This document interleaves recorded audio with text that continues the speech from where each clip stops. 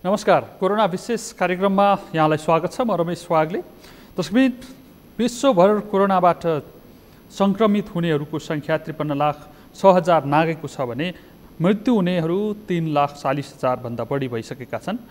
यति हुँदाहुँदै पनि एउटा आश गर्ने ठाउँ चाहिँ के छ भनेदेखि करिब 21,60,000 मानिसहरू निको भएर घर फर्किएका छन्। कोरोना ठिक हुन्छ भन्ने उदाहरण नेपालमा पनि छ। अहिलेसम्म 71 जना मानिसहरू कोरोना संक्रमण जितेर घर फर्किएका छन् नेपालमा भने 558 जना संक्रमितहरू छन्। अहिलेसम्म 3 जनाले ज्यान गुमाएका छन्।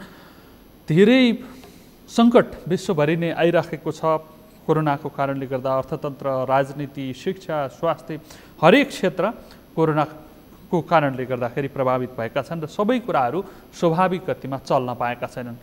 कोरोनाको सुरुवात भएको चीन अहिले स्वाभाविक अवस्थामा फर्किएको भनेर दाबी गरिरहेको छ, तर पनि उसका सम्पूर्ण गतिविधिहरू स्वाभाविक अवस्थामा फर्किसकेका छैनन्। त्यसैगरी अन्य ठाउँमा पनि समस्याहरू छन्। अमेरिकामा त सबैभन्दा बढी 16,45,000 भन्दा बढी मानिसहरू सङ्क्रमित भएका छन् भने 97,647 जनाले केही बेर अगाडिसम्म ज्यान गुमाइसकेको अवस्था छ। त्यसपछि दोस्रो पेन्डेमिक देखिएको ठाउँ छ ब्राजिल। ब्राजिलमा 3,32,000 मानिसहरू सङ्क्रमित भएका छन् भने 21,000 भन्दा बढीले ज्यान गुमाएका छन्। त्यसैगरी तेस्रो स्थानमा सुरुमा प्रभावबाट टाढा रहन सक्यो, सफलता भयो भनेर विश्वभरि चर्चा गरिएको देश थियो रसिया। तर रसिया अहिले तेस्रो स्थानमा आइसकेको छ। 3,26,000 मानिसहरू सङ्क्रमित भएका छन् भने 3,249 जनाले ज्यान गुमाइसकेको अवस्था छ। स्पेन सुरुवाती चरणमा केही हुँदैन भनेर अलिकति हेल्चेक्राइ गरिएको भनेर त्यहाँका नागरिकले पनि गुनासो गरेका थिए। त्यहाँ 2,81,000 मानिसहरू कोरोनाबाट सङ्क्रमित भएका छन् भने 28,000ले ज्यान गुमाइसकेको अवस्था छ। त्यसैगरी चौथो स्थानमा युके छ भनेदेखि 11औं स्थान हाम्रो छिमेकी राष्ट्र भारत छ, जहाँ 1,25,000 भन्दा बढी सङ्क्रमित भएका छन् भने 3,728 जनाले केही बेर अगाडिसम्मको तथ्याङ्क अनुसार ज्यान गुमाइसकेको अवस्था छ। कोरोनाबाट ज्यान गुमाउनेको सङ्ख्या यसरी 3 लाख भन्दा बढी हुँदा पनि यसको औषधि पत्ता लागेको छैन, भ्याक्सिन बनिसकेको अवस्था छैन, ट्रायल हुने क्रम जारी छ। तर त्यो ट्रायलले कहिले औपचारिकता प्राप्त गर्ने र यो विश्वभर औषधिको रूपमा मास बेसमा उत्पादन हुने र वितरण हुने यसको विषयमा चाहिँ अझै पनि टुङ्गो लागेको छैन। नेपालमा आजै मात्र 32 जना थप सङ्क्रमितहरू पुष्टि भएका छन्। तिनीहरूको विभिन्न ठाउँमा उपचार भइरहेको छ। कपिलवस्तु, सर्लाही, रूपन्देही, काठमाडौँ लगायतका जिल्लामा कोरोना सङ्क्रमित भेटिएका हुन्। यो सँगै सङ्क्रमितको सङ्ख्या नेपालमा 548 पुगेको छ र 3 जनाले ज्यान गुमाएको अवस्था छ। हामी कोरोनाबाट सङ्क्रमण बढिराखेको छ, यसबाट तयारी कस्तो भइराखेको छ, मानिसहरू चाहिँ यसबाट कतिको आत्तिएका छन्, मानिसको दैनिकी चलाउनका लागि पनि कठिन भइरहेको अवस्था छ। कतिपय मानिसहरू भन्न थालेका छन् रोगले भन्दा पनि भोकले मर्ने चिन्ता बढ्न थाल्यो। जो मानिसहरू दैनिक ज्यालादारीमा काम गर्थे, अति विपन्न परिवारका थिए, उनीहरूलाई 2 महिना भइसकेको छ नियमित काम गर्न नपाएको, कमाउने ठाउँमा जान नपाएको। त्यसले गर्दा पनि मानिसहरू समस्यामा छन्। यस्तै समस्या चाहिँ कपिलवस्तु रूपन्देहीमा कस्तो परिरहेको छ। हामी रूपन्देही होइन कपिलवस्तुतर्फ लाग्दैछौँ। कपिलवस्तुमा हाम्रा सहकर्मी रमेश मिश्रा हुनुहुन्छ। रमेशजी। हजुर रमेशजी। रमेशजी, त्यहाँ कोरोना सङ्क्रमितहरूलाई कसरी उपचार गरिराखेको छ, त्यसबाट फैलिन नदिनका लागि गृह कार्य कसरी गरिँदैछ, हामीलाई जानकारी गराउनुहोस्। रमेशमा अहिले कपिलवस्तु जिल्लाको सदरमुकाम तौलिया स्थित आफ्नै निवासमा सुरक्षित छु, किनकि अब तपाईँहरू पनि भनिराख्नु भएछ तपाईँहरू सुरक्षित भएर नै रिपोर्टिङ गर्नुहोस्। र अहिले आज जुन कपिलवस्तुमा 8 जनाको सङ्क्रमित भेटिएका छन्, तिनमा चाहिँ 1 जना वडा अध्यक्ष पनि हुनुहुन्छ र त्यसै गरी 2 जना चाहिँ हाम्रो बालगङ्गा बुद्धभूमि नगरपालिकाका हुन्, तिन दाजुभाइ नै हुन् रमेश। र कपिलवस्तु जिल्लामा अहिले जुन अब जिल्ला चाहिँ पूर्ण रूपले सिल गरिएको छ र कपिलवस्तुका प्रमुख जिल्ला अधिकारी दिलनारायण पौडेलले चाहिँ अब सामाजिक दूरी मात्रै यसको उपाय हो भनेर उहाँले भन्नुभएछ। र अवस्था कपिलवस्तुको एकदम जटिल छ रमेश, किनभने यहाँका जुन दैनिक ज्यालादारी गरेर खाने मान्छे थिए तिनको चाहिँ अवस्था गम्भीर छ। किनकि त्यो कसरी थाहा हुन्छ भने जुन अब होटल गरेर व्यवसाय गरेका मान्छेहरू अहिले गाउँ गाउँमा तरकारी बेचिरहेका छन् र अहिले जुन 500 मा ज्यालादारी गरिरहेथे उनी आएर अहिले 200-300 मा आफ्नो चाहिँ रोजगारी खोजिरहेका छन् रमेश। त्यसै गरी कपिलवस्तुको अवस्था गरिबहरूको लागि एकदम जटिल भइसकेको छ र कपिलवस्तु धेरै नै चाहिँ अब दर्दनाक स्थिति छ कपिलवस्तुमा रमेश। रमेशजी, त्यहाँ जो सङ्क्रमितहरू भेटिएका छन्, केही समय अगाडि पनि भेटिएका थिए, आज पनि थपिएका छन्, सङ्क्रमितहरूको मा लक्षण देखिएको छ कि छैन, उनीहरूको स्वास्थ्य अवस्था कस्तो छ, हामीलाई जानकारी गराउनुहोस्।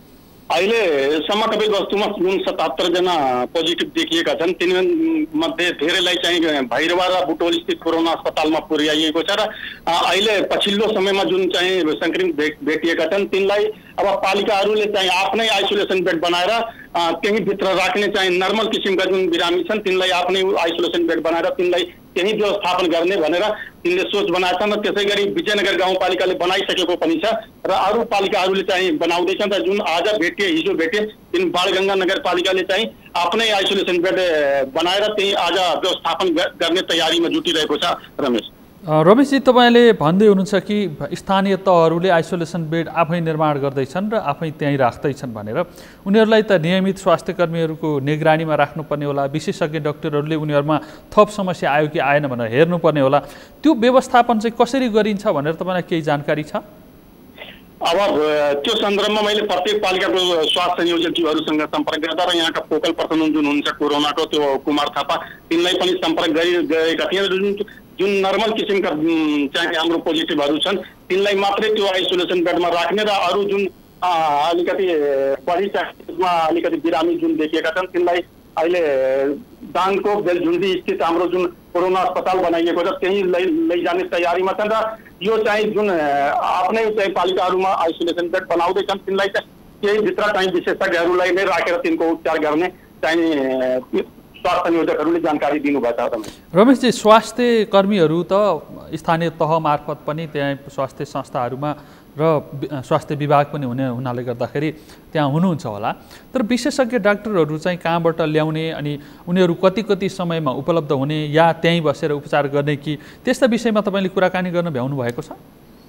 त्यो विषयमा मैले कुराकानी गर्दा उहाँहरूले के भन्नुभयो भने अहिले कपिलवस्तुमा त्यस्तो जुन जटिल केस छैन, जुन मतलब अलिकति नर्मलै किसिमका बिरामीहरू मात्रै भेटिएका छन्। कपिलवस्तुमा त्यस्तो अवस्था भएका बिरामी जुन थिए त्यसलाई चाहिँ हामीले बुटोल र भैरवा स्थित कोरोना अस्पतालमा पठाइसकेका छौँ भनेर हाम्रो जनस्वास्थ्य प्रमुखले पनि भनिसक्नु भएछ र त्यस्तो अवस्था आएमा हामी तुरन्तै विशेषज्ञको निगरानीमा नै राख्ने तयारीमा जुटिरहेका छौँ भनेर विशेषज्ञ हाम्रो जनस्वास्थ्य हाकिम प्रमुखले भन्नुभएछ रमेशजी। जिल्ला जनस्वास्थ्य प्रमुखसँग कुरा गर्दाखेरि चाहिँ उहाँले त्यस्तो बताउनु भएको छ। रमेशजी, त्यहाँ तपाईँले भन्दै हुनुहुन्थ्यो कि अघि जो गरिब दैनिक ज्यालादारीमा काम गरेर खाने परिवारहरू छन् उनीहरू समस्यामा परेका छन् भनेर अहिले त्यो कृषि क्षेत्रमा पनि काम गर्न मानिसहरू बाहिर निस्किनका लागि बन्द अवस्था हो अथवा कृषि क्षेत्रको काम चाहिँ भइरहेको छ? अब कपिलवस्तु जिल्लाको समग्र वस्तुस्थिति भन्नुपर्दा भने कृषि अहिले बिउ चाहिँ छर्ने बेला भइसकेको छ रमेश। अहिले बिउको समस्या जुन हाम्रो भारतबाट आउँथ्यो बिउ त्यो चाहिँ एकदम समस्याजनक स्थिति छ, किनकि अब भारतबाट आउने बिउ चाहिँ भारतको अब बोर्डर चाहिँ बन्द भएको हुनाले बिउ आउन सकिरहेको छैन र दैनिक ज्यालादारी गर्नेहरूको सङ्ख्या पनि त्यही मात्रामा, किनकि भारतको बम्बई, दिल्ली, अहमदाबाद, हैदराबाद इत्यादि ठाउँमा मान्छेहरू काम गरिरहेका थिए। त्यो मान्छेहरू अहिले आएर एकदम बेरोजगार भइसकेका छन्। मान्छे सङ्ख्या लेबर जुन दैनिक ज्यालादारी गर्ने मान्छेहरू थिए तिनको सङ्ख्या पनि धेरै भइसकेको छ र अहिले काम गर्ने खोजीमा नै त्यो दैनिक ज्यालादारी गर्ने मजदुरहरू हिँडिरहेका छन् रमेशजी। ती दैनिक ज्यालादारीमा काम गर्ने मजदुरहरू जो साँच्चीकै समस्यामा छन् उनीहरूलाई सुरुवातमा केही राहतका कार्यक्रमहरू पनि सार्वजनिक भएका थिए। अब उनीहरूलाई पुग्ने गरी नियमितता दिने गरी स्थानीय तहहरूले केही तयारी गरेका छन् अथवा अब आफै विकल्प खोज्नुपर्छ भन्ने तहमा पुगिसकेका हुन्? यहाँ कपिलवस्तुमा के भइदियो भने सुरुमा चाहिँ प्रत्येक पालिकाहरूले राहत सामग्री जुन वितरण गरे त्यो सुरुमा नै गरिदिए यिनीहरू। अहिले जुन पछिल्लो चाहिँ समयमा भारतबाट आएका जुन अहिले प्रत्येक उसमा चाहिँ क्वारेन्टाइन बनाएर क्वारेन्टाइनको एउटा रूप दिएर पालिकाहरूले जुन वडामा चाहिँ मदरसा र त्यो खुला चौरमा र स्कुलमा जुन राखेका छन् त्यो चाहिँ अत्यन्तै अहिले गाह्रो र जटिल अवस्थामा छ रमेश, किनकि कपिलवस्तुमा अब जुन भारतबाट आउनेको यो क्वारेन्टाइनमा राख्ने सङ्ख्या छ त्यो 7-8 हजार जति हाम्रो सिडिओ साहबले भनिसक्नु भएको छ। 8,000 को हाराहारीमा त्यो सङ्ख्या छ र त्यो पहिला चाहिँ राहत सुरुमै नै बाँडिदिए र पछि चाहिँ अहिले तिनलाई खाना र त्यो बसाल्न यति व्यवस्थापन गर्न गाह्रो भइरहेको छ जनप्रतिनिधिहरूलाई, किनकि त्यो पहिलाको बजेट सिद्धाइदिएर पछिल्लो अहिले कुनै योजना छैन तिनीहरूसँग। कि जुन ट्राफिक जाला जारी गर्ने लेबरहरू छन्, मजदुरहरू छन्, तिनको व्यवस्थापन पछिल्लो समयमा चाहिँ अहिले गर्न चाहिँ कुनै त्यस्तो तिनीसँग उपाय नै छैन र कुनै चाहिँ त्यसको रोजगारीको नै छैन, अवसर नै छैन तिनीहरू भनिसकेछन्। रमेशजी, कपिलवस्तु त एकदमै गर्मी ठाउँ हो, क्वारेन्टाइनहरूको अवस्था कस्तो छ? मानिसहरू चाहिँ फ्यान पनि नभएको, टोयलेट पनि राम्रोसँग व्यवस्थित नभएको, नुहाउने ठाउँ नभएको आदि इत्यादि समस्याले गर्दाखेरि चाहिँ केही ठाउँहरूमा भागेका पनि समाचारहरू छन्। त्यहाँ चाहिँ व्यवस्थापन कसरी गरिएको छ क्वारेन्टाइनहरूको? कपिलवस्तु जिल्लाको समग्र वस्तुस्थिति हेर्नुपर्दा भने कपिलवस्तु 10 पालिका भएको जिल्ला हो र 10 पालिका अन्तर्गत अहिले कपिलवस्तु जिल्लामा चाहिँ 4-5 पालिकाहरूले आफ्नै किट मगाएर तीव्र गतिमा चाहिँ परीक्षण गरिरहेका छन् र अरू पालिकाहरू पनि किटहरू मगाउने तयारीमा छन्। र अहिले तपाईँ भन्नुहुन्छ भने त्यो कपिलवस्तुको जुन क्वारेन्टाइनहरू छ एकदम अव्यवस्थित छ। किनभने अव्यवस्थित छ भने पछिल्लो चाहिँ समयमा भारतबाट हत्तै मान्छेहरू आएर त्यो क्वारेन्टाइनभित्र बसिदिएर पछिल्लो चाहिँ अब यस्ता पनि छन् जुन 20-20 दिनका बच्चाहरू छन्, बुढाहरू छन् र आइमाईहरू त्यो अब एकदम गर्भवती अवस्थामा भएको पनि हामीले देखिसकेका छौँ र तिनको अवस्था जटिल छ। र त्यो जनप्रतिनिधिहरू जुन मेयर साहब हुनुहुन्छ उहाँहरूसँग र वडा अध्यक्षहरूसँग सम्पर्क गर्दा उहाँहरूले व्यवस्थापन गर्न हामीलाई तिनै ताको सरकारले केही गरिदिन्थ्यो भने हामीले सजिलो हुन्थ्यो र हाम्रो स्थानीय तहबाट मात्रै व्यवस्थापन गर्न धेरै समस्या रहेको उहाँहरूले पनि बताएका छन्। र रमेशजी, त्यहाँ तपाईँले भनिराख्नु भएको छ कि अत्यन्त अव्यवस्थित छन्, गर्मी बढेको छ, मच्छरहरूको चाहिँ बेगी हुने, मच्छरको आक्रमणै बढी हुने समस्या भइसकेको छ। अनि फेरि अव्यवस्थित रूपमा महिला पुरुषलाई छुट्याएर राखिएको होला।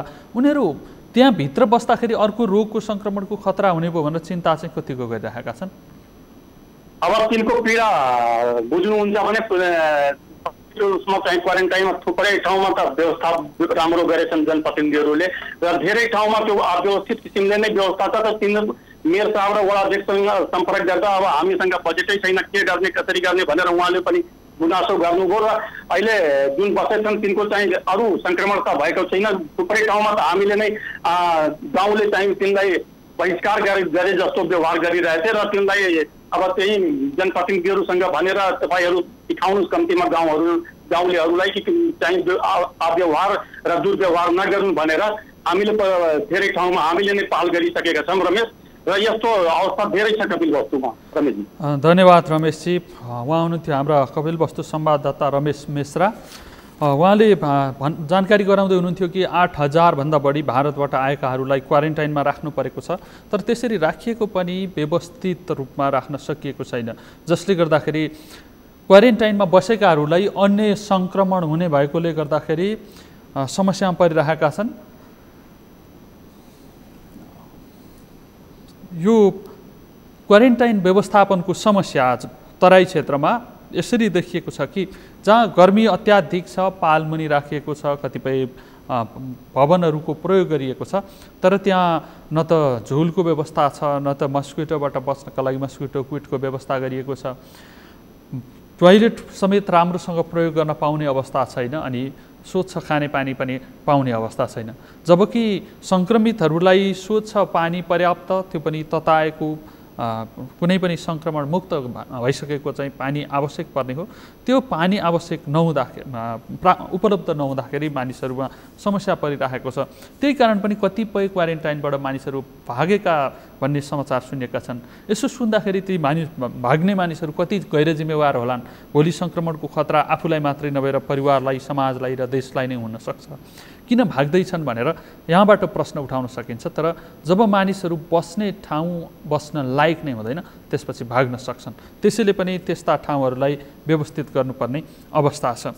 हामी कोरोना अपडेटमा छौँ। कोरोनाका कारणले गर्दाखेरि कोरोना सङ्क्रमणको अवस्था विश्वभरि यसरी फैलिएको छ कि मानव यसलाई नियन्त्रण गर्नका लागि कुनै विधि नै छैन। दूरी कायम गर्नुपर्ने र यसको चेन तोड्नुपर्ने अवस्था छ। तर त्यो चेन तोड्ने भन्दा भन्दै चीनबाट सुरु भएर अमेरिका, अफ्रिका, युरोप, एसियाका विभिन्न भाग हुँदै नेपाल पनि आइसकेको छ। नेपालमा 548 जना सङ्क्रमित भएका छन् भने अहिले नेपालका लागि चुनौतीको विषय चाहिँ भारतबाट आउनेहरूको व्यवस्थापन भइरहेको छ। आफ्ना नागरिकलाई नआऊ भनेर रोक्न पनि नसकिने, आइसकेपछि व्यवस्थित गर्न पनि नसकिने एकदमै अप्ठ्यारो परिस्थिति सिर्जना भइरहेको छ। यही परिस्थिति सीमावर्ती जिल्ला जो मुख्य नाका पनि छ, काँकडभिट्टा नाका, त्यहाँको अवस्था के छ भनेर हामी जानकारी लिने प्रयास गर्दैछौँ। यति बेला हामीसँग प्रत्यक्षमा झापाबाट सहकर्मी पुजन घिमिरे आउनुभएको छ। उहाँसँग हामी कुराकानीमा जोडिने प्रयास गर्दैछौँ। पुजनजी। हजुर हजुर रमेश, झापामा त दुई खाले समस्या देखिए। एउटा सीमावर्ती जिल्ला भएकोले त्यहाँ भारतबाट आउनेहरूको सङ्ख्या अत्याधिक वृद्धि भइरहेको छ, उनीहरूको व्यवस्थापन कसरी भन्ने चिन्ता छ। अर्कातिर भारतीयहरूले नै प्रहरीमाथि नै आक्रमण गर्ने काम गरिरहेका छन् र उनीहरूसँग पनि स्थानीयले सहित प्रतिकार गर्नुपर्ने परिस्थिति आयो भनिँदैछ। त्यो दुवै कुराको व्यवस्थापन चाहिँ कसरी हुँदैछ हामीलाई जानकारी गराउनुहोस् न। रमेशजी, यहाँले भने जस्तै अहिले झापामा यो दोहोरो किसिमकै समस्या रहेको छ। त्यसै पनि पूर्वको मुख्य नाका काँकडभिट्टा लगायत झापाका दक्षिणी र पूर्वी भाग चाहिँ भारतसँग खुल्ला सिमाना जोडिएको छ। यो कारणले पनि लकडाउनको समयमा लुकीछिपी त्यो बाटो प्रयोग गरेर, चोर बाटो प्रयोग गरेर नेपाल प्रवेश गर्नेहरूको सङ्ख्या चाहिँ उल्लेख्य रहेको छ भने अझ भारततिरबाट स्थानीयले खेती गर्न आउने न्युमा चाहिँ झापाका खुल्ला सिमानामा खटिएका सुरक्षाकर्मीहरूमाथि चाहिँ पटक पटक आक्रमण गर्दै आइरहेका छन्।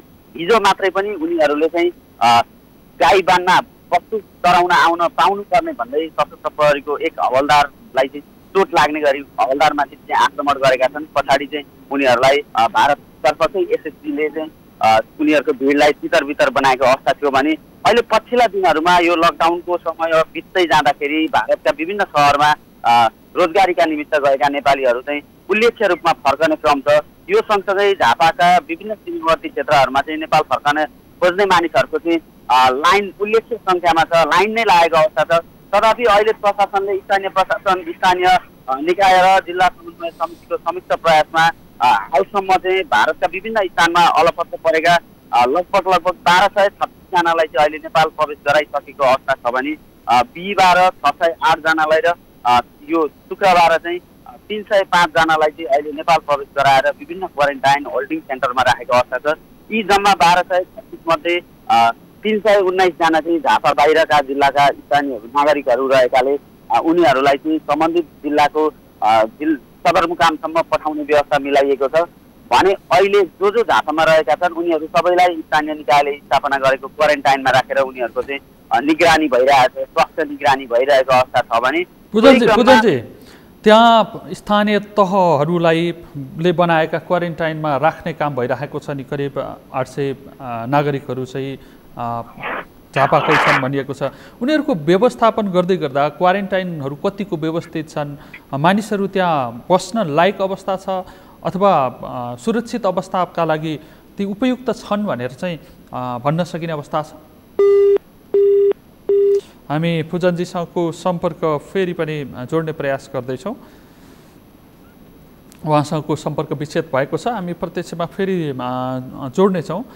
नेपालमा 32 जना आज मात्रै फेला परेका छन् भने जम्मा 548 जना सङ्क्रमितहरू पुगिसकेको छ। 3 जना सङ्क्रमितले ज्यान गुमाएको दुःखद अवस्था पनि छ। हुन त विश्वका थुप्रै मुलुकहरूमा धेरै मानिसहरूले ज्यान गुमाइसकेको अवस्था छ। हाम्रोमा कोरोनाका कारणले ज्यान गुमाउनु पर्ने अवस्था नआओस् भनेर सतर्कता पर्याप्त अप्नाउँदै पनि एकजना सुत्केरी महिला, एकजना शिक्षक र एकजना भारतबाट आएका युवाको कोरोना सङ्क्रमण पनि देखिएको छ र अन्य समस्या पनि हुन सक्छन्। सँगै मृत्यु भएको छ 3 जनाको। त्यसले आम मानिसहरूमा त्रास बढाइरहेको छ। यति हुँदाहुँदै पनि 70-71 जना कोरोना मुक्त भएर घर फर्किएका छन्। यसले मानिसहरूमा एक किसिमको आशा, सङ्क्रमण लाग्दैमा मृत्युसम्म पुगिँदैन भन्ने किसिमको आशा जगाउने काम गरेको छ। हिजो मात्रै बाँकेबाट 21 जना सङ्क्रमितहरू कोरोना जितेर घर फर्किएका छन् र उनीहरू मुस्लिम समुदायका जो त्यहाँ बस्दाखेरि व्रत पनि बस्न पाएका थिएनन्, उनीहरू घर फर्किएर व्रतमा पनि सहभागी हुन पाएका छन्। अब हामी फेरि पनि झापामा हाम्रो सम्पर्क विच्छेद भएको थियो, फेरि पनि हामी पुजनजीसँग जोडिने प्रयास गर्दैछौँ। पुजनजी, हजुर हजुर रमेशजी, मैले प्रसङ्ग उठाउँदै थिएँ कि त्यहाँ निर्माण भएका क्वारेन्टाइनहरू जो अव्यवस्थित भएका कारणले कतिपय ठाउँमा त्यहाँ राखिएका मानिसहरू भागेका पनि समाचारहरू बन्ने गरेका थिए। त्यहाँ चाहिँ मानिसहरू बस्नका लागि कतिको लायक छन्, खानेपानी टोयलेट सहितका व्यवस्थापनहरू कस्तो छ, हामीलाई जानकारी गराउनुहोस् न। जस्तो रमेशजी यहाँले भने जस्तै पश्चिम तराईका कतिपय जिल्लाहरूमा चाहिँ भारततिरबाट आएकाहरूलाई जहाँ क्वारेन्टाइनमा राखिएको थियो, त्यो क्वारेन्टाइनको व्यवस्थापनको कारणले, त्यहाँको सुविधाको कारणले स्थानीयहरू चाहिँ त्यहाँ क्वारेन्टाइनमा रहेकाहरू चाहिँ भागेको सम्मका समाचारहरू चाहिँ सार्वजनिक भइरहेको अवस्थामा झापामा भने अहिलेसम्म त्यसरी क्वारेन्टाइनबाट फरार भइहालेको, भागेको क्वारेन्टाइनै छोडेर त्यस्तो अवस्था चाहिँ छैन। तथापि झापाका स्थानीय निकायहरूले चाहिँ सङ्घीय सरकारले क्वारेन्टाइन व्यवस्थापनमा जसरी हामीलाई सहयोग गर्नुपर्ने त्यो सहयोग गर्न सकिरहेको छैन भनेर गुनासो गर्ने गरेका छन्। अहिले मात्रै पनि झापाको कचन गाउँपालिका जहाँ चाहिँ 33 जना चाहिँ कोरोना संक्रमणका बिरामीहरू फेला परेका छन्, उनीहरू एउटै गाउँका रहेका छन्।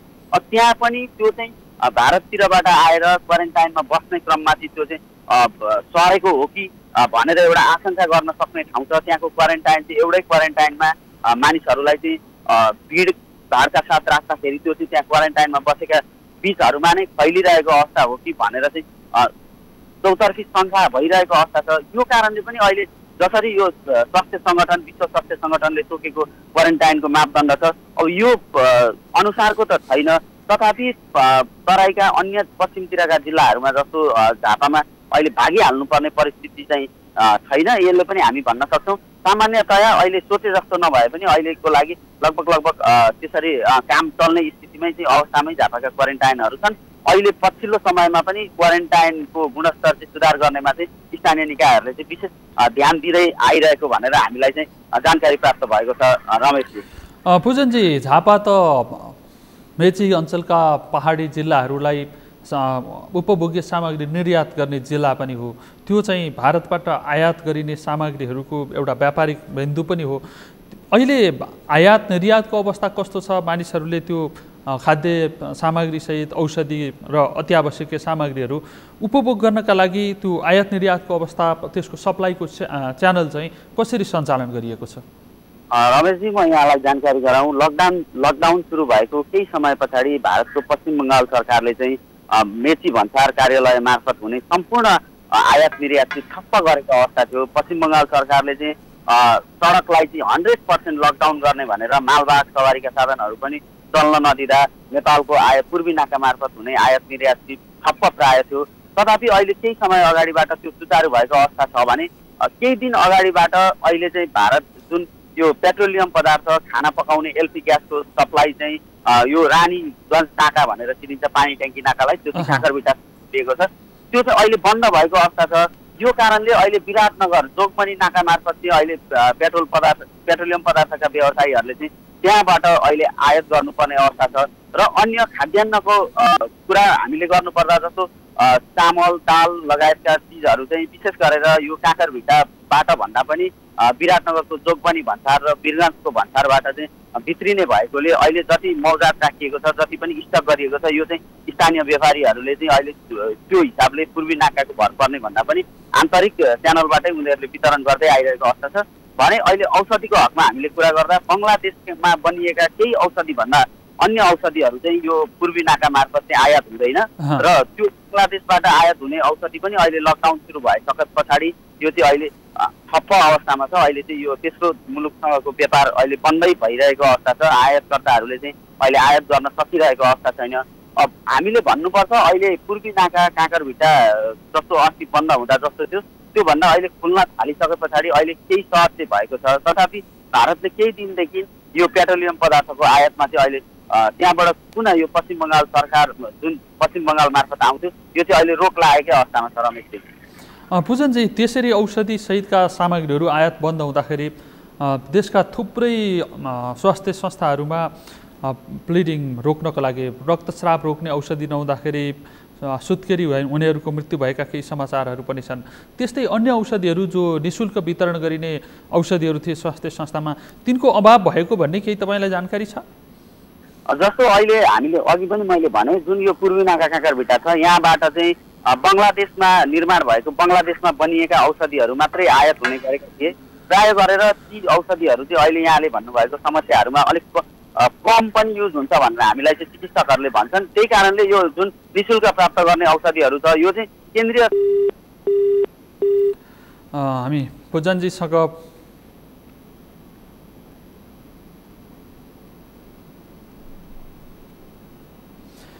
पूजनजीसँगको सम्पर्क फेरि पनि विच्छेद भएको छ। प्राविधिक रूपमा केही समस्याहरू छन्, यसलाई समाधान गर्दै हामी तपाईँलाई प्रत्यक्ष रूपमा जानकारी दिने प्रयास गरिरहेका छौँ। नेपालमा लकडाउन गरिएको, हुन त नेपालमा माघ 9 गते नै पहिलो केस देखिएको थियो। त्यस बीचमा तयारी गरिँदैछ भने पनि पर्याप्त तयारी भएको रहेनछ। जब माघ 5 गते 6 गतेदेखि सुरु हुने एसई परीक्षा रोकियो र 10 गते दोस्रो केस भेटिसकेपछि चैत 11 गते लकडाउन सुरुवात गरिएको 61औं दिन आज भइसकेको छ। 2 महिनाबाट पनि नागिसकेको छ। यतिन्जेलसम्म पनि पर्याप्त तयारीहरू भइरहेका छैनन्। फेरि पनि छोटो हामी कुराकानी गर्नेछौँ। हाम्रा सहकर्मी पूजन घिमिरे झापाबाट फेरि पनि प्रत्यक्षमा आउनुभएको छ।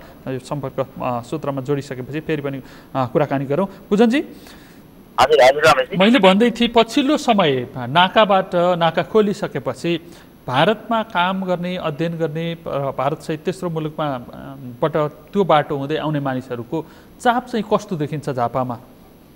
जस्तो रमेशजी अघि पनि मैले यहाँलाई जानकारी गराएँ। अहिले यो केही दिन यो बिहिबारदेखि हालसम्म आजसम्म जम्मा 1236 जना चाहिँ झापाका विभिन्न नाका हुँदै नेपाल प्रवेश गर्ने क्रममा स्थानीय प्रशासनले नियन्त्रणमा लिएर उनीहरूलाई चाहिँ स्थानीय निकायले निर्माण गरेको क्वारेन्टाइनमा तथा जिल्ला झापा बाहिरकालाई उनीहरूको सम्बन्धित सदरमुकामसम्म पुर्याउने व्यवस्था मिलाएको छ। अब यो सङ्ख्यालाई हामीले यो 2-3 दिनको यो सङ्ख्यालाई हेर्दा पनि अहिले सीमावर्ती क्षेत्रहरूमा चाहिँ नेपाल प्रवेश गर्न खोज्ने मानिसहरूको चाहिँ उल्लेख्य रूपमा चाप रहेको छ भनेर हामीले बुझ्न सक्छौँ रमेशजी। भनेको अहिले यो 3 दिनको बिचमा 1200 को सङ्ख्यामा आज त अब अझै थपिने क्रम होला। 1200 आए।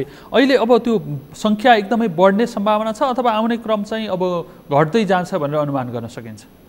जस्तो हामीले यो सङ्ख्यालाई विचार गर्दा यो लकडाउनको समय लामो लम्बिँदै जाँदाखेरि भारतका कतिपय सहरहरूमा बसेका नेपालीहरू चाहिँ अहिले त्यहाँ सामान्य जीवनयापन गर्न सक्ने समेत अवस्था नभइसके पछाडि अहिले पैदल भए पनि नेपालको सीमावर्ती क्षेत्रमा आएर बसिरहेका छन्। अब केन्द्र सरकारले उनीहरूलाई यसरी ल्याउने भनेर ठोस निर्णय गरि नसकेको अवस्थामा उनीहरू चाहिँ चोर बाटो हुँदै नेपाल प्रवेश गर्ने क्रममा स्थानीय प्रशासनले नियन्त्रणमा लिएर उनीहरूलाई क्वारेन्टाइनमा राखेको। हामीले अब हाम्रो यो सरकारी निकायसँग पनि अहिले ती सीमावर्ती क्षेत्रहरूमा चाहिँ कति नेपालीहरू चाहिँ आएर नेपाल प्रवेश गर्ने क्रममा छन् भनेर चाहिँ आधिकारिक जानकारी भएको हामीलाई जानकारी प्राप्त भएको छैन रमेशजी।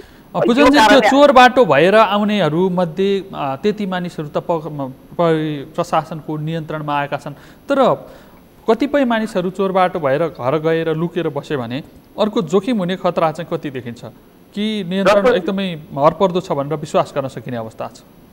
जस्तो अहिलेसम्मको परिस्थिति हेर्ने हो भने हामीले चाहिँ झापामा चोर बाटो भएर प्रवेश गर्ने मानिसहरूलाई नियन्त्रणमा लिने र उनीहरूलाई क्वारेन्टाइनमा राख्ने काममा चाहिँ स्थानीय प्रशासन चाहिँ सबलै रहेको देखिन्छ। जस्तो केही दिन अगाडि मात्रै जम्मा झापाको कचन कवल गाउँपालिकाका 36 जना त्यहाँको क्वारेन्टाइनमा बसेका 33 जना व्यक्तिहरूमाथि कोरोनाको सङ्क्रमण पुष्टि भएको थियो। उनीहरू पनि भारतबाटै आएका र स्थानीय क्वारेन्टाइनमा बसेका व्यक्तिहरू भएका कारणले गर्दा उनीहरू यदि चाहिँ क्वारेन्टाइनमा नबसिकन उनीहरूलाई नियन्त्रणमा लिएर क्वारेन्टाइनमा नराखिकन उनीहरू चाहिँ समुदायमा घुलमिल भएका थिए भने आज चाहिँ झापाको अवस्था चाहिँ भयावह हुन सक्थ्यो। यो कोरोना फैलने सङ्क्रमणको दर फैलने स्थिति चाहिँ भयावह हुन सक्थ्यो। तर उनीहरूलाई चाहिँ बेलैमा नियन्त्रणमा लिएर क्वारेन्टाइनमा राखेको कारणले पनि हुनसक्छ अहिले झापाको समुदायमै चाहिँ यो कोरोना भाइरसको सङ्क्रमण फैलिहालेको अवस्था छैन। यो तथ्यले हामीलाई के बताइरहेको छ भने भारततिरबाट आएका व्यक्तिहरूलाई चाहिँ स्थानीय प्रशासन, स्थानीय निकायले चाहिँ विशेष निगरानी गरेर अहिलेसम्म क्वारेन्टाइनमा राखेर स्थिति चाहिँ नियन्त्रणमै लिइरहेको भनेर हामी भन्न सक्छौँ रमेशजी। पूजनजी, अब आफू पनि सुरक्षित हुँदै रिपोर्टिङमा खट्नुहोला। धन्यवाद जानकारीका लागि। उहाँ हुनुहुन्थ्यो हाम्रा सहकर्मी पूजन घिमिरे झापाबाट प्रत्यक्ष हामीलाई जानकारी गराउँदै हुनुहुन्थ्यो कि त्यहाँ भारतबाट आउनेहरूको व्यवस्थापन अनि स्थानीय तह मार्फत निर्माण गरिएका क्वारेन्टाइन अनि आयात निर्यातको अवस्थाको समग्र हामीलाई जानकारी गराउँदै हुनुहुन्थ्यो। हामी कोरोना का सन्दर्भमा राष्ट्रले गरेका तयारी अनि अन्य विषयवस्तुहरू जो सङ्क्रमितहरूको अवस्था सहितका जानकारी अपडेट गर्ने प्रयास गरिरहेका छौँ। अब हामी पश्चिम प्रदेश नम्बर 5 को एउटा व्यापारिक केन्द्र बाँके जिल्लातर्फ लाग्दैछौँ। बाँकेको नेपालगञ्जमा यति बेला हाम्रा सहकर्मी मधु पौडेल हुनुहुन्छ। मधुजी। हजुर रमेशजी। त्यहाँ चाहिँ सबैभन्दा जोखिमपूर्ण अवस्था चाहिँ भारतबाट आउने नेपालीहरू बनिरहेको अवस्था छ भनिन्छ। कति मानिसहरू आइसकेका छन् र उनीहरूको व्यवस्थापन कसरी भइरहेको छ हामीलाई जानकारी गराउनुहोस्। अहिले खास गरी पक्कै पनि यहाँले भने जस्तै गरी जति पनि बाँकेको स्थानीय तह जुन अहिले भनौँ खजुरा गाउँपालिका नरैनापुर गाउँपालिका नेपालगञ्ज उपमहानगरपालिका राप्ती सोनारी गाउँपालिका लगायतका क्षेत्रहरूमा जति पनि सङ्क्रमितहरू भेटिनु भएको छ उहाँहरू सबैको लिङ्क जुन आउनुभएको भारतबाटै आएको भन्ने उहाँको हिस्ट्री चेक गर्दाखेरि पाइएको छ। खास गरी जसरी नेपालगञ्ज रूपडिया जमुना नाकाबाट जुन तरिकाले मानिसहरूलाई यहाँ ल्याएर क्वारेन्टाइनमा राख्ने गरियो र प्रत्येक पालिकाहरूमा उहाँहरूलाई पठाउने काम भयो, त्यसको स्वाब परीक्षण गर्दाखेरि खास गरी केहीको सङ्ख्यामा सङ्क्रमितहरू भेटिनु भएको हो। यसै गरी नरैनापुर गाउँपालिकाको अवस्थाको कुरा गर्दा नरैनापुर गाउँपालिकामा धेरैको सङ्ख्यामा अवैध रूपमा पनि भारतबाट मानिसहरू नेपाल भित्रिएको र उहाँलाई व्यवस्थापनको लागि भनेर स्थानीय विद्यालयहरूमा क्वारेन्टाइन को नाम दिएर व्यवस्थापन गरिएको हो।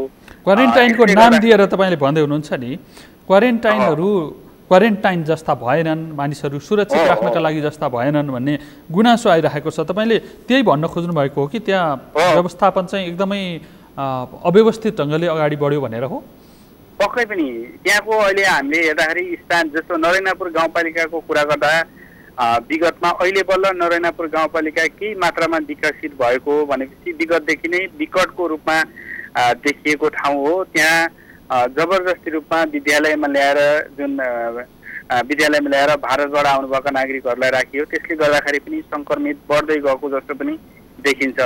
हिजो मात्रै जुन 13 जना सङ्क्रमितहरू भेटिनु भएको थियो उहाँहरूलाई खोज्न जाँदाखेरि उहाँहरू भेटिनु भएन। आज बिहान मात्रै उहाँहरूलाई सम्पर्कमा सम्पर्क कन्ट्याक्टमा आएर उहाँहरूलाई अहिले आइसोलेसन को अस्पतालमा ल्याएर राख्ने काम भएको छ, जसले गर्दाखेरि जुन हिजो साँझ पोजिटिभ सङ्क्रमित देखिनु भयो तर बिहानसम्म उहाँहरूलाई मात्रै उहाँहरू भेटिनु भयो, राति उहाँहरू भागिनु भयो अथवा स्थानीयहरूले विरोध गरे भन्ने जस्ता कुराहरू पनि आए, जसले गर्दाखेरि नरैनापुरमा गाउँपालिकामा अझै पनि सचेतना जुन जनचेतनाको जुन कुरा हो त्यो अभाव भइरहेको अवस्था पनि देखिन्छ रमेशजी। अब एकातिर सङ्क्रमण यसरी फैलिरहेको छ कि नियन्त्रण गर्न कठिन भइरहेको छ, अर्कातिर चाहिँ सङ्क्रमितहरू नै व्यवस्थित हुनका लागि तयार भइरहेका छैनन्, यसले अर्को समस्या निम्ताइरहेको छ। यति हुँदाहुँदै पनि बाँकेमा नेपालमै सबैभन्दा धेरै 21 जना निको भएर कोरोना जितेर घर फर्केका छन्।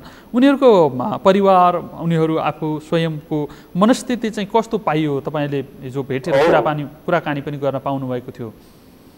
पक्कै पनि जस्तो हिजो एउटा खुसीको खबर पनि हो, जसरी बाँकेका स्थानीय तहहरू कोरोना सङ्क्रमितको सङ्ख्या बढ्दै गर्दाखेरि 21 जनालाई निको पारेर घर पठाउने काम भयो। पक्कै पनि सुरुमा पहिलो पटक भेटिनुभएका कोरोना सङ्क्रमितहरू र दोस्रो पटक भेटिनुभएका कोरोना सङ्क्रमितहरू हुनुहुन्छ उहाँहरू अहिले निकै नै एकदमै आफूलाई उहाँहरूको भनाइ प्रतिक्रियाहरू बुझ्दाखेरि हामी विश्वस्त थियौँ, हामी सन्चो हुन्छौँ भनेर, तर डाक्टरको अथवा जुन स्वास्थ्य कर्मीहरूको परामर्श अनुसार हामी यदि गइयो अगाडि बढियो भनेपछि पक्कै पनि निको हुन सकिन्छ भन्ने कुरा उहाँहरूले प्रतिक्रिया दिनुभएको छ। यसरी हेर्दाखेरि उहाँहरू निकै खुसी पनि देखिनुहुन्छ र हामी अब घर गइसकेपछि होम क्वारेन्टाइनमा बस्छौँ, कसैलाई पनि भेट्दैनौँ, तर कोरोना सङ्क्रमित यसरी हुन सकिन्छ अथवा कोरोनासँग कसरी बच्न सकिन्छ भनेर हामीले धन्यवाद।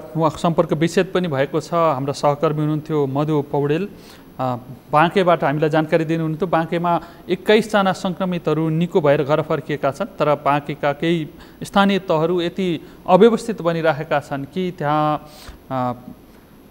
जो सङ्क्रमित भनेर पुष्टि भइसके ती पुष्टि भएकाहरू पनि उपचारको दायरामा जानका लागि चाहिँ तयार भइरहेका छैनन्। हामी कोरोनाको सन्दर्भमा जानकारी गराउने क्रममा विभिन्न क्षेत्रको जानकारी गराइरहेका छौँ। आज मात्र एकजना सङ्क्रमित थपिएको 12तर्फ लाग्ने प्रयास गर्दैछौँ। हाम्रा सहकर्मी जितलाल श्रेष्ठ यति बेला बाराबाट प्रत्यक्ष सम्पर्कमा हुनुहुन्छ। जितलालजी,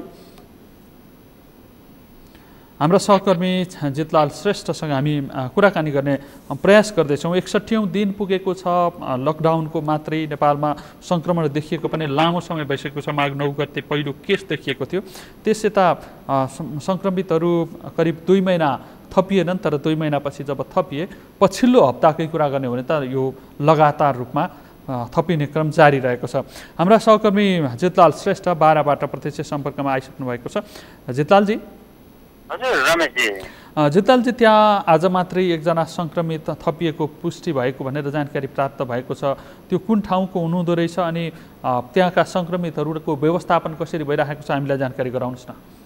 हजुर, बारामा अहिले हिजो पनि 6 जनामा चाहिँ कोरोना भाइरसको सङ्क्रमण भएको पुष्टि भएसँगै बारामा 12 जिल्लामा 12 जना सङ्क्रमित चाहिँ भएका छन्। यी सङ्क्रमित मध्ये 3 जनालाई नारायणी अस्पतालको आइसोलेसन कक्षमा र बाँकी 9 जनालाई हाम्रो यो 12 जिल्लाकै कलय अस्पतालमा चाहिँ राखेर आइसोलेसन कक्षमा राखेर उपचारहरू भइरहेको छ र उहाँहरूको स्वास्थ्य अवस्था अहिले सामान्य रहेको जानकारी पाइरहेको छौँ। जितलालजी, त्यहाँ सङ्क्रमितहरूको सङ्ख्या बढ्दै जाँदाखेरि स्थानीयहरूमा एक किसिमको त्रास देखिन्छ अथवा बाङ्केमा 21 जना ठिक भए, अहिलेसम्म 70 जना मानिसहरू ठिक भए, त्यसकारण कोरोनासँग डराउनु पर्दैन भन्ने त्यस्तो भाव देखिन्छ, के पाउनु भएको छ? यो जब सङ्क्रमितहरू अहिले निको भएर घर फर्किएको समाचारहरू आइरहेको छ, त्यसबाट अलिकति मानिसमा चाहिँ सान्त्वना मिलेको जस्तो पाइरहेको छ यहाँ बारामा पनि। तर एकातिर बिरामीहरू चाहिँ उपचारबाट घर फर्किएका कुराहरू आइरहँदाखेरि फेरि बारामा पनि थप सङ्क्रमितहरू चाहिँ एकैचोटि 6 जना चाहिँ सङ्क्रमित बढिरहँदाखेरि केही आशा चाहिँ केही हुँदैनन् भनेर चाहिँ आशा देखिएका छन् भने केही हदसम्म चाहिँ फेरि यो सङ्ख्या बढेर न कुनै समस्या हुने हो कि भन्ने पनि चिन्ता त छँदैछ रमेशजी। जितलालजी, त्यहाँ केही सुकुम्बासी परिवारहरू पनि छन्, दैनिक ज्यालादारीमा काम गरेर बाँच्ने परिवारहरू पनि छन्। उनीहरूलाई स्थानीय तहहरूले सुरुमा राहत बाँडेका खबरहरू पर्याप्त आए। अहिले उनीहरूको अवस्था के छ, बताउन सक्ने अवस्था छ? हजुर, पक्कै पनि यो बाराको करिब 8,00,000 जनसङ्ख्या छ यसको कुल मोटामोटी। त्यसमध्ये अधिकांश केही यो नदी किनारको बस्तीहरूमा बस्ने सुकुम्बासीहरू जस्तै मुसहर बस्ती भयो, त्यसै गरी राई माझी लगायत अन्य समुदायका मानिसहरू पनि जस्तै कछडिया थारू समुदायका मानिसहरू पनि कतिपय चाहिँ सुकुम्बासीहरू नै यहाँ बारामा पनि छन् र कति राम्रा पनि छन्, अलि खाना पुग्ने पनि छन्, जमिनदार पनि छ। तर केही मानिसहरू चाहिँ यहाँ सुकुम्बासी एकदम निष्ठा सुकुम्बासी, जस्तै यो बाराको निजगढ नगरपालिका वडा नम्बर 8 मा चाहिँ एउटै टोलमा एउटै बस्तीमा चाहिँ 250 देखि 300 घरधुरी चाहिँ सुकुम्बासीको बस्ती छ, जहाँ कि माझीहरू राई दनुवारहरूको पनि बसोबास त्यहाँ बेसी छ। उनीहरूको भनेको चाहिँ नजिकैको खोला बगरको गिट्टी बालुवा चालेर अनि त्यही गिट्टी बालुवा बिक्री गरेर चाहिँ जीवनयापन गर्दै आउनु भएको थियो। तर यो जब लकडाउन सुरु भयो त्यसबाट नै उहाँहरू खोलामा जान वञ्चित हुनुभयो। अर्को एउटा रोचक कुरा चाहिँ के छ भनेदेखि जेठ महिनाको अन्तिम अथवा असार साउन भदौ यो 3 महिना चाहिँ नेपाल सरकारले नै यो नदीजन्य उत्खननहरू गर्न नदिने परम्परा चलिरहेको छ। यो बर्खायाममा नदीजन्य उत्खनन गरिरहँदाखेरि अर्को विपद पर्छ कि भनेर यो राज्यले यो राम्रो एउटा उपाय पनि निकालेको हो। भनेपछि यो 2 महिनाको लकडाउन र अब पनि 3 महिनासम्म उहाँहरू चाहिँ खोलामा जान नपाउने भएपछि उहाँहरूको दैनिकी त एकदम भयावह नै देखिन्छ रमेशजी। जितलालजी, उहाँहरू चाहिँ अबको यो अहिले जति बेला लकडाउन भयो यो अवधिमा त समस्यामा पर्नु नै भयो, बाँकी समय पनि यही समयमा खटेको, यही समयमा कुटेको गिटी र यही समयमा उठाएको बालुवा बेचेर वर्षभरिको खर्च चलाउने अवस्था पनि अब चाहिँ रहेन। भनेपछि उहाँहरूलाई वर्षभरि नै राहत दिन सक्ने परिस्थिति बन्ला त? अब यो चाहिँ एक जटिल परिस्थिति यहाँ सिर्जना हुँदैछ हो। मैले अहिले भर्खरै केही समय अगाडि मात्रै बारा जिल्लाका प्रमुख जिल्ला अधिकारी रुद्र प्रसाद पण्डित सरलाई मैले जानकारी सोधेको थिएँ यो विषयमा। तपाईँहरूले कसरी व्यवस्थापन गर्नुहुन्छ भनेर।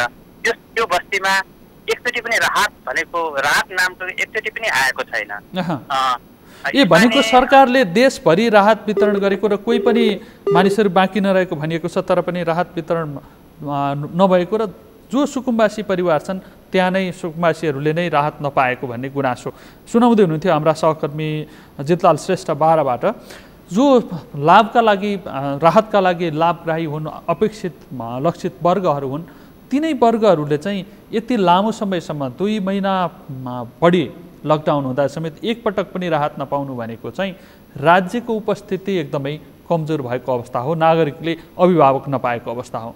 जब विपद पर्छ, जब यस्ता खालका समस्याहरू महामारी सङ्कटहरू आउँछन्, त्यति बेला राज्यको आवश्यकता नागरिकलाई हुन्छ। राज्यको अभिभावकत्व र संरक्षकत्व राज्यको तर्फबाट आम नागरिकहरूले अपेक्षा गरिरहेका छन्। जुन बेला अपेक्षा हुन्छ त्यति बेला प्राप्त भएन भने राज्यप्रति विश्वास घट्न सक्छ। जति बेला नागरिकको विश्वास घट्छ तब राज्य कमजोर हुन्छ। त्यसैले राज्य बलियो हुनका लागि पनि नागरिक विश्वास लिन जरुरी छ। नेपालमा सङ्क्रमितहरूको सङ्ख्या नबढोस् भनेर 61 दिनदेखि लकडाउन गर्दा पनि सङ्क्रमितहरूको सङ्ख्या बढ्ने क्रम रोकिएको छैन। यसलाई खुल्ला गरिदियो भने के अवस्था आउला भनेर अहिले अनुमान पनि गर्न नसक्ने अवस्था छ। त्यसैले लकडाउन कहिले खुल्छ यो कुरा सरकार स्वयंले पनि बताउन सक्ने अवस्था छैन। आम नागरिकहरू जो समस्यामा छन् उनीहरूलाई लकडाउन खुलिदियो हुन्थ्यो जस्तो त लागेको छ, तर कोरोना सङ्क्रमण फैलियो भनेदेखि कसरी लड्ने समाधान आज हामीसँग होइन, आम नागरिकसँग मात्रै होइन, सरकारसँग छैन, सरकारसँग होइन, पुरै विश्वसँग पनि छैन। त्यसैले विश्व नै कोरोनासँग यसरी लडिरहेको छ कि अँध्यारोमा झट्टी हाने झैँ उसले प्रयास जारी राखेको छ, तर विश्वको प्रयास चाहिँ ठ्याक्कै यो समाधानको उपाय हो भनेर विश्वास गर्ने अवस्था चाहिँ जसले प्रयास गरिरहेको छ उसलाई पनि छैन र त्यसबाट रिजल्ट पनि देखिन सकेको छैन।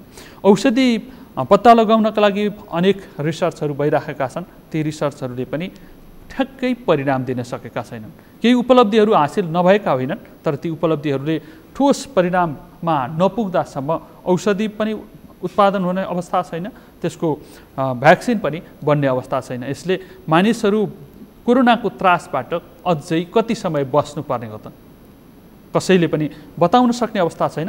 त्यसैले कोरोनाबाट बच्नका लागि सबैजना सुरक्षित बनौँ, आफू सुरक्षित बनेर परिवार सुरक्षित राखौँ। परिवार सुरक्षित भयो भने समाज सुरक्षित हुन्छ अनि समाजसँगै राज्य र पुरै विश्व नै सुरक्षित हुन्छ। कोरोना फैलिन नदिनका लागि चेन तोड्न जरुरी छ। प्रत्यक्ष सम्पर्कबाट मात्रै कोरोना सर्न सक्छ। त्यसैले पनि मानिसहरूले दूरी कायम गरौँ। यो दूरी कायम गर्दै जाँदाखेरि एक दिन यस्तो परिस्थिति आउला जहाँ औषधि पत्ता लाग्नुभन्दा अगाडि नै कोरोना निष्क्रिय बनिदियोस्। यही कामना गर्दै कार्यक्रमबाट बिदा माग्ने समय भएको छ। म सहित सम्पूर्ण युनिटलाई बिदा दिनुहोस्। सगरमाथा टेलिभिजन हेर्दै गर्नुहोला। नमस्कार।